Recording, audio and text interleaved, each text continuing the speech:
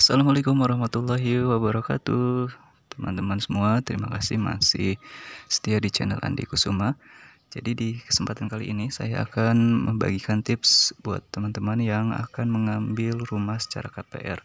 Jadi hal apa saja sih yang perlu diperhatikan sebelum teman-teman mengambil rumah secara KPR? Jangan sampai teman-teman bernasib sama seperti tetangga saya di depan saya. Ini tepat di depan rumah saya ada dua rumah yang keduanya sama-sama akhirnya tidak bisa melanjutkan cicilannya, dan sekarang rumahnya sudah diberikan tanda keterangan menunggak dari bank BTN ya. Jadi ini dua-duanya sudah dikasih stiker bahwa rumah ini statusnya menunggak cicilan di bank BTN, dan ini keduanya juga sudah kosong rumahnya. Sebelum tipsnya, saya coba kita lebih dekat dulu ya, melihat bagaimana kondisi rumah yang sudah dikosongkan ataupun sudah kosong karena menunggak cicilan di bank BTN. Kita lihat dulu untuk stikernya. Nah, jadi seperti ini. Jadi rumah yang menunggak di bank BTN itu nanti diberikan stiker ya, seperti ini.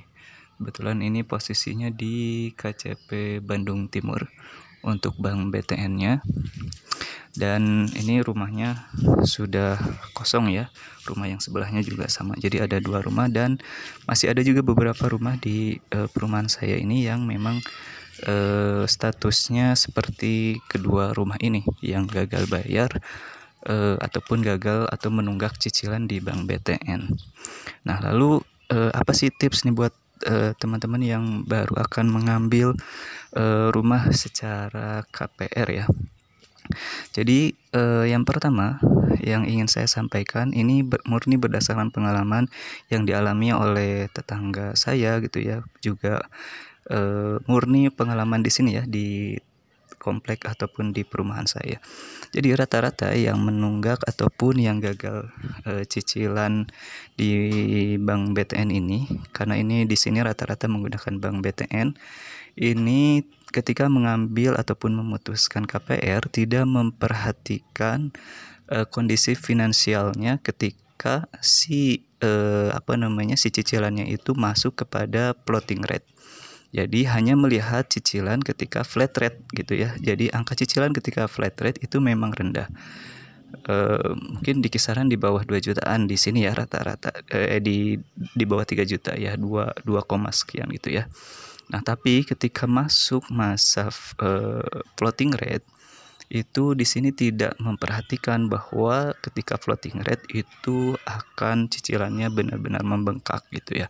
Nah, itu buat teman-teman yang mau mengambil perumahan, pastikan cek berapa cicilan ketika floating rate itu ataupun masuk kepada floating rate. Yang kedua, di sini rata-rata ada juga yang banyak yang mengambil KPR di sini itu yang mengakali slip gaji ataupun slip penghasilan, sehingga memaksa untuk agar bisa masuk kepada lolos dari bank gitu ya. Dan itu sebetulnya membohongi diri sendiri, dan pada akhirnya juga akan menderita sendiri gitu ya. Jadi kalaupun teman-teman mau mengambil KPR, pastikan gajinya menggunakan gaji yang real ataupun pendapatan yang real, sehingga kita juga bisa mengetahui kemampuan finansial kita itu tenornya di berapa tahun, kemudian cicilannya di berapa tahun. Jangan sampai kita memaksa untuk mengambil tenor pendek sehingga cicilannya tinggi dan itu tidak terkejar dengan gaji yang kita miliki setiap bulan kayak gitu. Yang ketiga, rata-rata di sini juga kemarin karena memang juga terhantam COVID-19 ya, karena masa. Nah, itu juga harus diperhatikan hal-hal seperti itu ya, hal-hal kondisi-kondisi yang tidak terduga. Jadi sebelum Anda mengambil KPR, pastikan betul-betul bahwa kondisi finansial yang kita miliki itu bisa mengcover ketika tadi ya masa floating rate, atau pastikan berapa lama floating rate-nya. Kalau misalkan pendek, saya sarankan lebih baik Anda mengambil perumahan dengan menggunakan KPR syariah gitu ya, sehingga masa tidak masuk ataupun cicilan itu sudah pasti berapa dan itu bisa lebih terukur dengan gaji yang kita miliki. Kemudian tips berikutnya, jika kita memang sudah terlanjur menggunakan bank konvensional, coba cari alternatif untuk mungkin barangkali take over ke bank syariah yang mungkin itu bisa mengurangi tenor ataupun mengurangi cicilan gitu ya. Saya juga sama gitu ya, saya sudah take over ke bank syariah, alhamdulillah cicilannya juga jauh lebih rendah dan tenornya juga berkurang. Mungkin bisa cek di link deskripsi ya, saya juga sudah pernah buat videonya. Jadi lagi-lagi buat teman-teman yang ingin mengambil KPR jangan terburu-buru ya.